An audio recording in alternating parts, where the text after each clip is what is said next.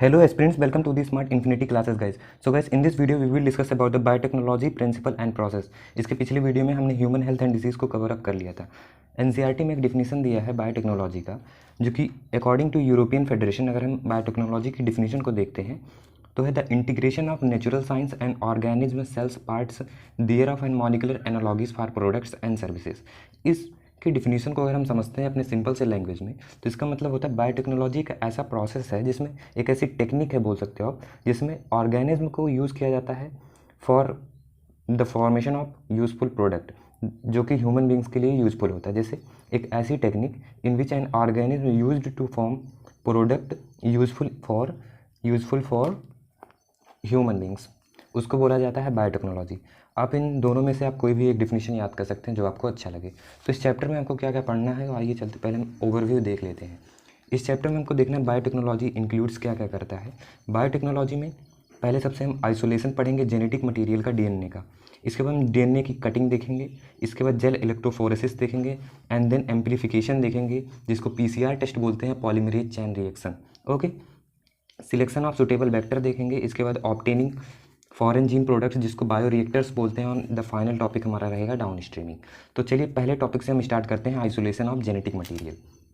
So guys, isolation of genetic material जो है, इसमें क्या होता है, टू कलेक्ट डिजायर्ड जीन को कलेक्ट करने के लिए हमें सेल जो सेल्स होती हैं उनको ट्रीट किया जाता है। मतलब सेल को ट्रीट किया जाता है प्रोटीएज से, लाइपेज से एंड आरएनए से।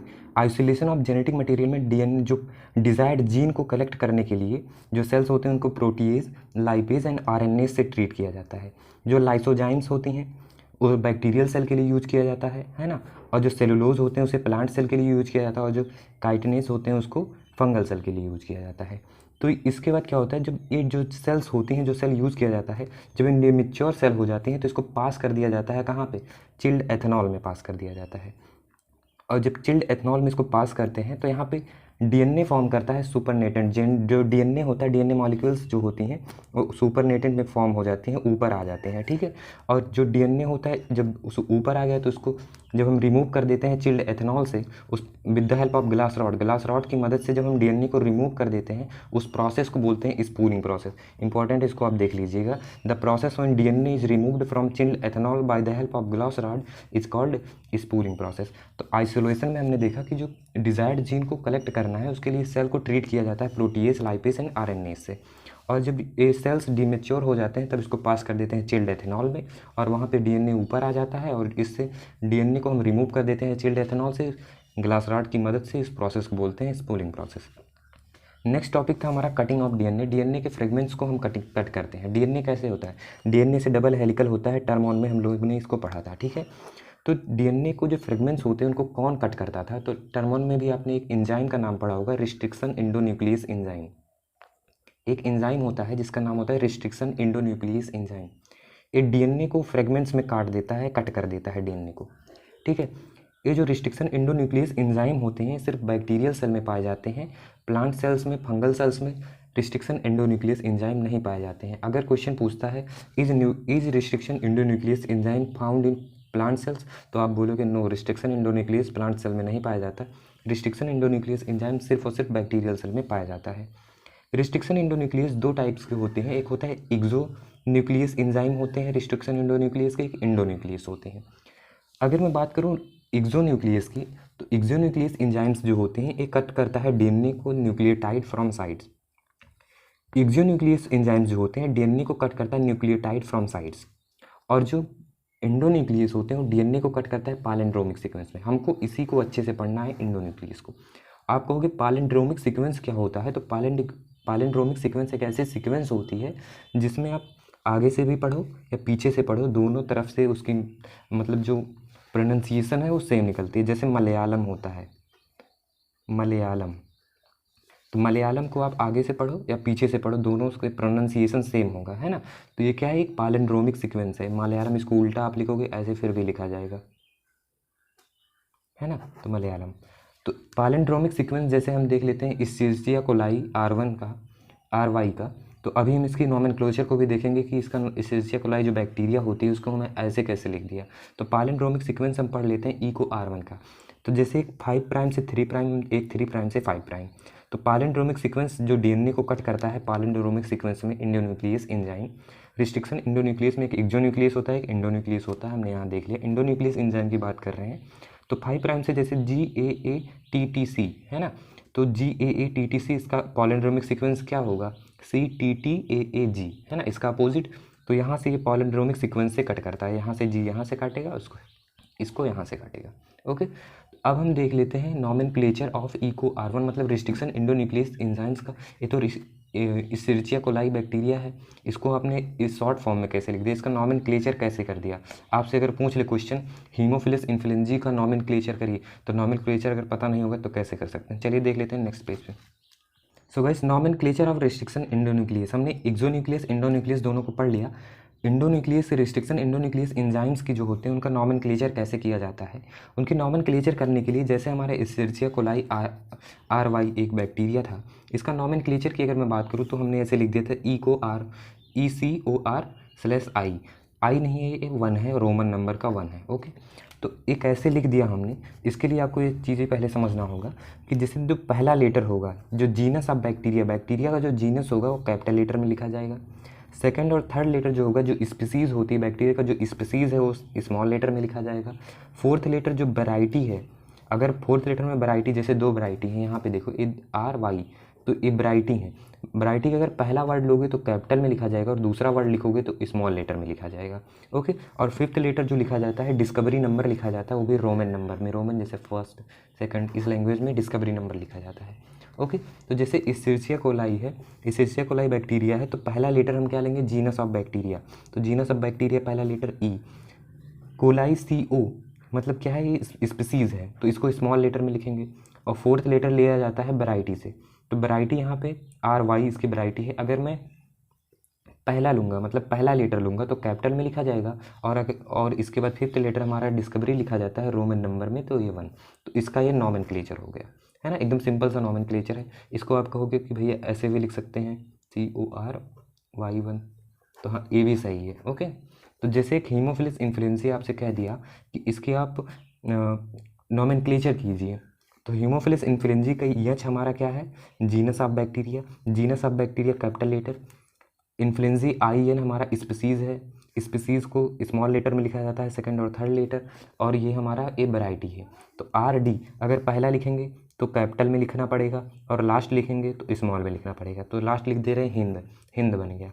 तो और कैसा डिस्कवरी नंबर फर्स्ट, तो हिंद 1, है ना।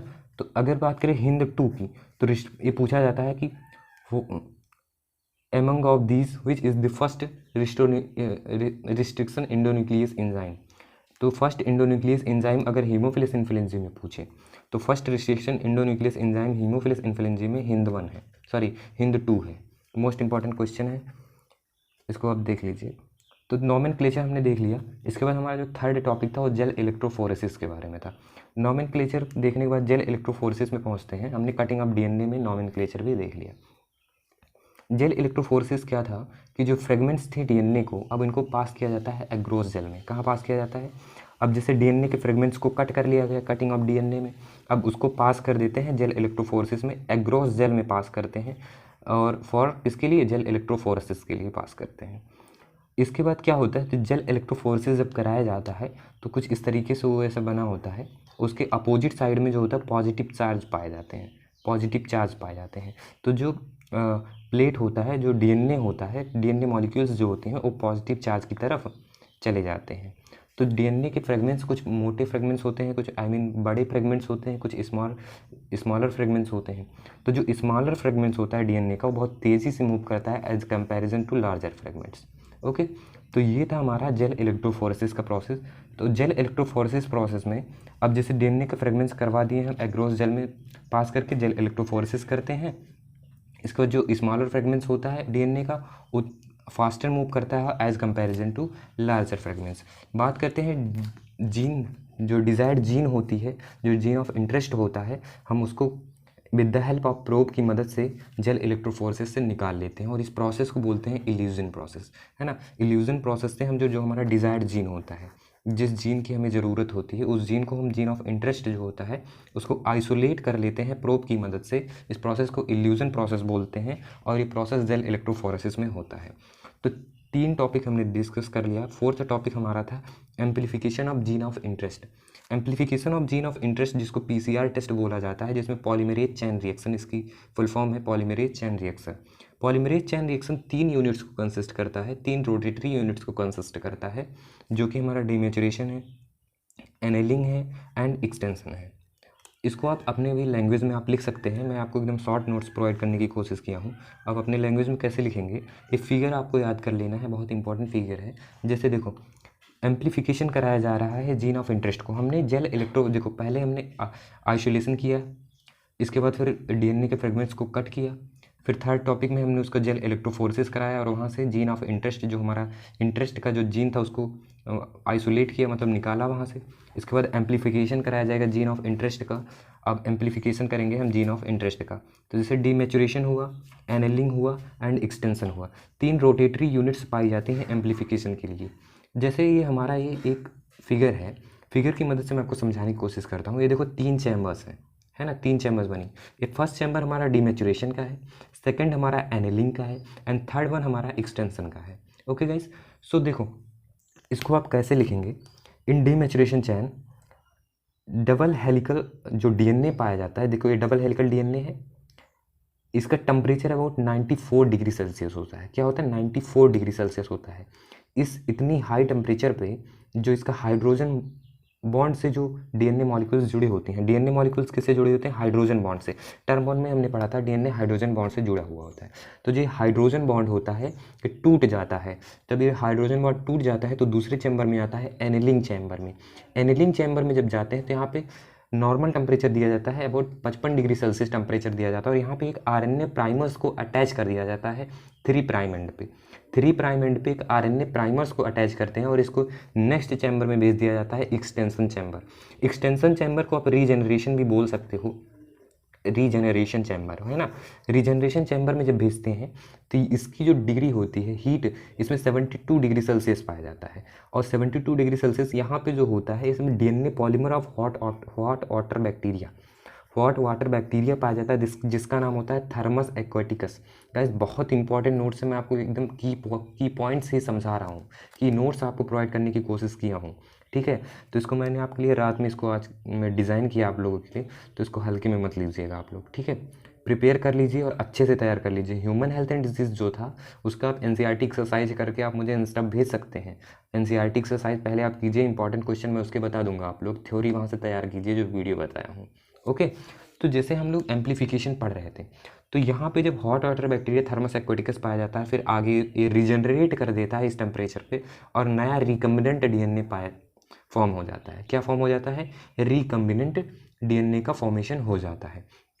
तो ये हुआ ना हमारा amplification of gene of interest. तो पीसीआर में आप ऐसे फिगर बनाओगे और इसको तो आप लिख ही सकते हो, डिमेचुरेशन चैम्बर्स में हाइड्रोजन बॉन्डिंग से ब्रेक हो जाता है, तभी पास हो जाता है सेकंड चैम्बर में, जिसकी अबाउट 55 डिग्री सेल्सियस इसमें टेम्परेचर होते हैं। यहाँ पे आरएनए प्राइमर अटैच कर दिया जाता है 3 प्राइम एंड पे, फिर पास कर दिया जाता है एक्सटेंशन चैम्बर में, और यहाँ पे हॉट वाटर बैक्टीरिया पाया जाता है जिसको थर्मस एक्वाटिकस कहते हैं, और ये रीजनरेट कर देता है और नया रिकम्बिनेंट डीएनए का फॉर्मेशन कर देता है।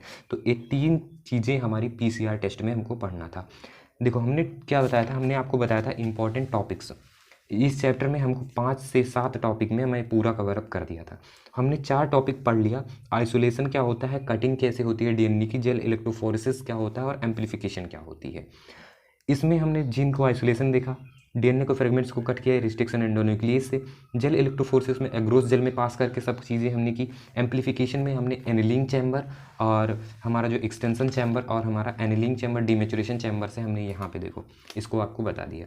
तो अगर अब हमारा 5वां टॉपिक आता है selection of suitable vector. Suitable vector को सिलेक्ट हम लोग कैसे करते हैं, है ना, सिलेक्शन हम लोग देखेंगे सुटेबल वेक्टर का। तो चलिए हमें एक फिगर हमारे एनसीईआरटी में दिया गया है, इसको फिगर को आपको एकदम अच्छे से समझना है। इस फिगर को समझने से पहले मैं आपको इसके पहले थ्योरी थोड़ा सा समझा देता हूँ। तो चलिए आपको नेक्स्ट पेज पे ले चलता हूँ थ्योरी के पास। सो गाइस 5वां टॉपिक हमारा था selection of suitable vector. Suitable vector को सिलेक्ट करने से पहले हमें क्लोनिंग वेक्टर के बारे में जानना होगा कि क्लोनिंग वेक्टर क्या होता है। In organism in which gene of our incorporated is known as cloning vector. कोई ऐसा ऑर्गेनिज्म जिसमें हमारा जीन उसमें इनकॉर्पोरेट किया है, हमारा जीन उसको दिया गया हो, उसको क्लोनिंग कहते हैं। उस प्रोसेस को क्या कहा जाता है? Cloning process. और जेनेटिकली मॉडिफाइड ऑर्गेनिज्म जीएमओ और डीएनए ऑफ ऑर्गेनिज्म दो डिफरेंट टाइप की होती हैं। जो क्या होता है? द जीन ऑफ वेक्टर और जीन ऑफ आवर इंटरेस्ट। तो जीन जो जेनेटिकली मॉडिफाइड ऑर्गेनिज्म होती हैं, यहाँ से आप लोग याद कर लेंगे इतना चीज, ठीक है। जेनेटिकली मॉडिफाइड ऑर्गेनिज्म जो होती हैं उसमें दो डिफरेंट टाइप के जीन पाया जाता है। क्या? एक वेक्टर का जीन पाया जाता है और एक हमारे जो इंटरेस्ट का जीन है वो भी पाया जाता है। और जो हमारे इंटरेस्ट का और vector both gene is called recombinant DNA. हमने अभी एनेलिंग चैम्बर में देखा था रिकम्बिनेंट डीएनए। तो पूछ ले व्हाट इज रिकम्बिनेंट डीएनए? तो द जीन ऑफ वेक्टर का जीन और जीन ऑफ आवर इंटरेस्ट, हमारे इंटरेस्ट का जीन मिला के बनाता है रिकम्बिनेंट डीएनए। ओके। इसके बाद हम सिलेक्शन ऑफ सुटेबल वेक्टर में पढ़े। तो जैसे हम अभी फिगर देखे थे, तो फिगर को भी हम डिस्कस करने से पहले आपको ये चीज़ समझना होगा कि एक ORI साइट होता है ना। ORI साइट क्या होता है? NCERT में आपको दिया होगा। ये चैप्टर बहुत हार्ड मानते हैं, बहुत लोग को नहीं समझ में आता है, लेकिन बहुत ही शॉर्ट तरीके से, बहुत ही अच्छे, बहुत ही कम समय में आपको मैं पूरी थ्योरी समझाने की कोशिश करता हूँ। ORI साइट क्या है हमारा guys? Origin of replication. ORI site एक ऐसी साइट है, सीक्वेंस है। अगर ए प्रेजेंट है तभी रिप्लिकेशन होगा।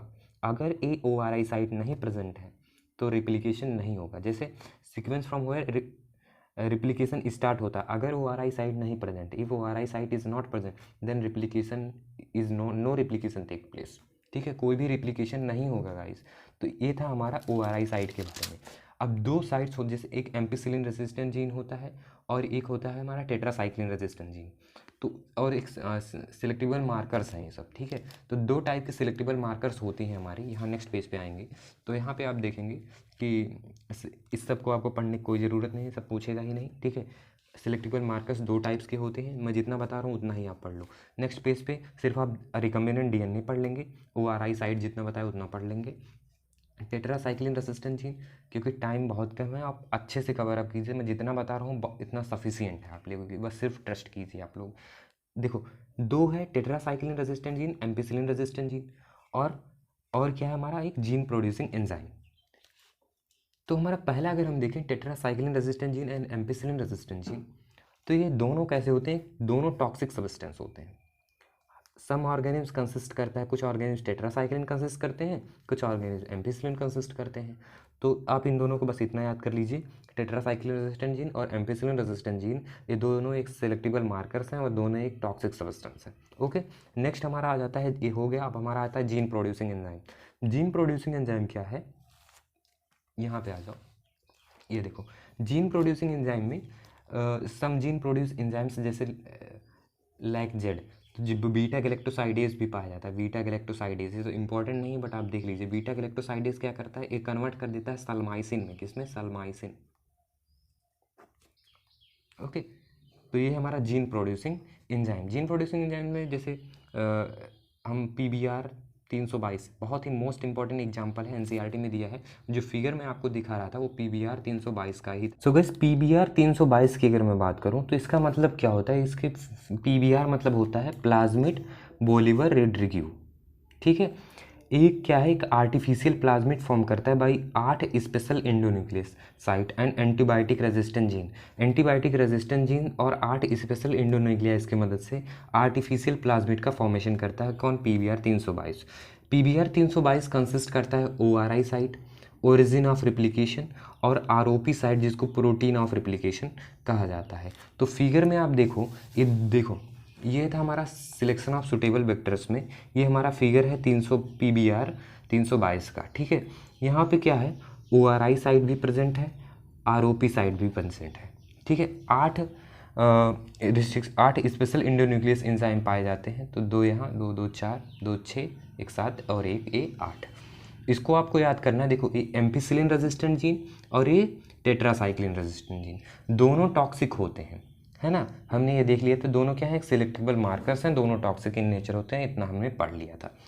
एम्पिसिलिन रेसिस्टेंट जीन कंसिस्ट करता है PBU first, PST first, ampicillin, ठीक है। और इसको आप टेट्रासाइक्लिन में याद कर लीजिए बमसल, BAMHIM1 और SAL1, ठीक है। और नीचे आप ROP साइड पे हमारा प्रेजेंट होता है PBU सेकंड, और ऊपर आप इकला हिंद याद कर लीजिए। इकला हिंद याद करेंगे तो आप इसेर्चिया कोलाई लिख देंगे, ECORI, इसके बाद कला, इसके बाद हिंद। ओके, तो 3 यहाँ पे पाए जाते हैं। तो ये था हमारा फिगर बहुत ही ज़्यादा इंपॉर्टेंट है, फिगर आपको याद कर लेना है। और ओरिजिन ऑफ रिप्लिकेशन आपको समझ में आ गया होगा कि जब ओरिजिन ऑफ रिप्लिकेशन तभी होता है जब ROP side, sorry, origin of replication से ही क्या होता है, रिप्लिकेशन स्टार्ट होता है। हमने यहाँ पे आपको समझाया था ओरिजिन ऑफ रिप्लिकेशन पे रिप्लिकेशन स्टार्ट यहीं से होता है। ओके, अगर ये ORI साइड प्रेजेंट है तो रिप्लिकेशन होगा, ORI साइड नहीं प्रेजेंट है तो रिप्लिकेशन नहीं होगा।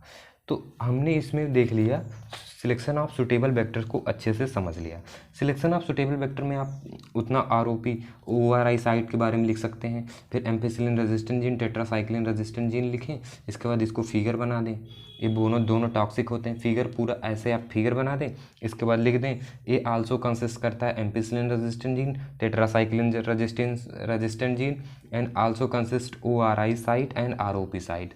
ROP साइट मतलब होता है, ROP साइट मतलब रिप्लिकेशन ऑफ प्रोटीन और वर्जिन ऑफ रिप्लिकेशन, है ना। तो नीचे अगर हम और थोड़ा सा आएँ तो इसके और थोड़ा जैसे एक अदर प्लाज्मिड्स पाए जाते हैं, मैं इस इम्पॉर्टेंट नहीं है बट फिर भी मैं सोचा आपको बता दूं, क्योंकि यहाँ एग्रोबैक्टीरियम टूमीफेसियंस की बात की गई, मैं सोचा पूछ भी ले CBSE है, क्या भरोसा। तो some of the other plasmids जैसे टी प्लाज्मिड्स हैं, introducing T plasmid Agrobacterium tumefaciens circular of bacteria is known as T plasmid. मात्र 6 से 7 पेज में आपको बायोटेक्नोलॉजी प्रिंसिपल एंड प्रोसेस समझाने की कोशिश किया हूँ। बहुत ही इंपॉर्टेंट नोट्स, की नोट्स आप लोगों के लिए मैंने प्रिपेयर किया है। तो चलिए अब हम बात कर लेते हैं नेक्स्ट पेज पे। सो गाइज, इस चैप्टर में मैंने 5 टॉपिक आप लोगों को कवर अप करा दिया, एकदम माइंड मैप क्लियर बन गया होगा कि इस चैप्टर में है क्या। अब हम 6th टॉपिक पे पहुंच गए बायोरिएक्टर्स के बारे में, और 7th हमारा है डाउन स्ट्रीमिंग। तो बायोरिएक्टर्स की अगर मैं बात करूँ, आपको समझाऊँ कि बायोरिएक्टर्स क्या हैं। Bioreactors are the large vessels हैं जिसमें 100 से लेके 1000 तक के लीटर की उसकी कैपेसिटी है। उस वेसल की जो कैपेसिटी है 100 से लेके 1000 लीटर तक की है, जिसमें रॉ मटेरियल्स जो है उसको बायोलॉजिकली कन्वर्ट किया जाता है, किसमें, स्पेसिफिक प्रोडक्ट्स में। बायोलॉजी आपको रटना नहीं, बस अच्छे से समझना है और एक माइंड मैप, अपने मैप बनाना है माइंड में, ठीक है। बायोरिएक्टर क्या है, एक वेसल है, जैसे आप टंकी याद कर लीजिए, उसमें 100 से 1000 लीटर की उसकी कैपेसिटी है ना। उसमें रॉ मटेरियल को हम डालते हैं और उसको बायोलॉजिकली, मतलब pH, उसको हीट, टेम्परेचर, ये सब दे करके उसको बायोलॉजिकली हम एक स्पेसिफिक प्रोडक्ट्स में कन्वर्ट कर देते हैं उस मटेरियल को। तो उसको प्रोसेस को बोला जाता है बायोरिएक्टर्स, है ना। 2 टाइप के बायोरिएक्टर्स होते हैं, एक हमारा सिंपल स्पार्जर टैंक होता है बायोरिएक्टर्स का, और एक हमारा स्पार्जर्ड स्टेयर्ड टैंक होता है ना। सिंपल स्टेयर्ड टैंक और एक स्पार्जर्ड स्टेयर्ड टैंक, फिगर आपको बुक में देखने को मिल जाएगा। तो चलिए, मैं फिगर, मेरा मतलब अच्छा नहीं है इसलिए मैं फिगर नहीं बनाऊंगा इस आप लोगों के लिए। और नेक्स्ट टॉपिक हमारा था last one, down streaming. Figure मैं अभी बुक से आपको समझा दूंगा, डाउन स्ट्रीमिंग पहले देख लेते हैं। और हमारा इस चैप्टर का लास्ट टॉपिक है। आप देख सकते हैं कितने सिंपल तरीके से आपने 6 से 7 पेज में, 8 पेज में मैं एक पूरे चैप्टर को कवर अप कर दिया हूँ, ठीक है। NCERT में देखेंगे बहुत लेंदी समझाया गया है, बहुत ही कम समय में आप लोगों को बताने की कोशिश किया हूँ। जैसे डाउन स्ट्रीमिंग क्या होता है, तो जो प्रोडक्ट्स कन्वर्ट किया जाता है बायोरिएक्टर्स के द्वारा, तो बिफोर रेडी फॉर मार्केटिंग, ऐसे मार्केटिंग से पहले उसका क्या किया जाता है, डाउन स्ट्रीमिंग प्रोसेस किया जाता है। डाउन स्ट्रीमिंग प्रोसेस है क्या भाई, डाउन स्ट्रीमिंग प्रोसेस है द प्रोसेस जो इंक्लूड करता है सेपरेशन को और प्यूरिफिकेशन को। किसके प्यूरिफिकेशन को, प्रोडक्ट के प्यूरिफिकेशन को। इस प्रोसेस को बोलते हैं डाउन स्ट्रीमिंग प्रोसेस। एकदम सिंपल सी लैंग्वेज की डिफिनीशन मैं खुद अपनी लैंग्वेज में आप लोगों को समझा रहा हूँ, वो किस लैंग्वेज में नहीं समझ में आएगा कि जब मार्केट में कोई प्रोडक्ट जाता है उसके पहले उस प्रोडक्ट का सेपरेशन किया जाएगा और प्यूरिफिकेशन किया जाएगा। उस प्रोसेस को क्या बोलेंगे, डाउन स्ट्रीमिंग प्रोसेस बोलेंगे guys. So this is the our video. और फिगर मैंने कहा था आपको बुक से दिखा दूंगा, तो चलिए फिगर दिखा देते हैं आपको। सो गाइस, ये है हमारा figure number 1 simple spice tank का, आप लोग देख लीजिए, है ना। और द सेकंड वन जो हमारा है, ये हमारा है किसका, स्पार्जर्ड स्टायर टैंक का। तो ये दोनों फिगर आप वीडियो को पॉज करके दोनों फिगर बना लीजिए, फिगर को आप समझ लीजिएगा, याद कर लीजिएगा। बायोरिएक्टर्स में आपको समझा दिया, डाउन स्ट्रीमिंग प्रोसेस समझा दिया। बुकिश लैंग्वेज में आपको समझ में नहीं आता, तो अगर मेरी ये वीडियो थोड़ी सी भी आपको हेल्पफुल मिली हो तो वीडियो को लाइक कर दें, चैनल को सब्सक्राइब कर दें और अपने फ्रेंड्स के साथ शेयर कर दें। जय हिंद, take care and stay motivated. So guys, एक बात और कहनी थी, ह्यूमन हेल्थ एंड डिजीज़ का आप एनसीईआरटी क्वेश्चन जरूर प्रैक्टिस कर लीजिएगा जो पीछे है, और जो जितना मैंने नोट्स प्रोवाइड किया उतना आप देख लीजिएगा, आपका कवर अप हो जाएगा। So that's the end of the video guys. Video कैसा लगा कमेंट करके ज़रूर बताएं। आपका कमेंट हमें मोटिवेट करता है आगे वीडियो बनाने के लिए। जय हिंद।